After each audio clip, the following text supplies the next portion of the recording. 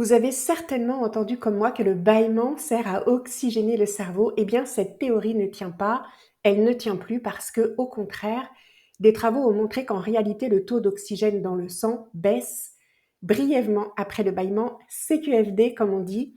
Et ce que j'ai appris aussi et que je ne savais pas, c'est que même un fœtus bâille dès la 11e semaine et au cours de notre vie, on bâille en moyenne 250 000 fois. Alors c'est un chiffre assez suffisant pour qu'on s'y intéresse, hein.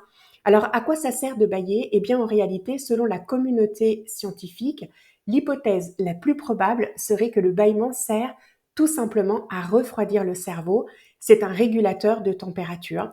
Lorsque par exemple le cerveau chauffe, qu'on fatigue, qu'on s'ennuie, qu'on a chaud aussi tout simplement, ou qu'on stresse aussi, hein, eh bien bâiller va aider à rafraîchir le cerveau et cela va activer la vigilance et la concentration qui sont d'ailleurs nécessaires, hein, pour rester éveillé. Il y a des recherches qui montrent aussi que bâiller, c'est un peu comme un anti-stress naturel, ça aide à relâcher la pression, à retrouver son calme, avant ou après un moment d'anxiété, hein. En gros, ça fait du bien. C'est une sorte de soupape qui permet au corps de se détendre, de libérer les tensions.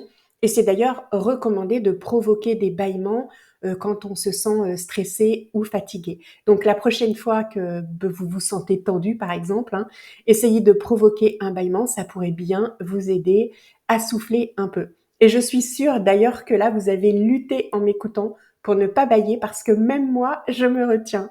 Et en attendant, si vous êtes maman active et stressée par la course infernale imposée par votre quotidien, eh bien découvrez 23 approches pour retrouver de la sérénité. Le lien est quelque part autour de cette vidéo. À bientôt!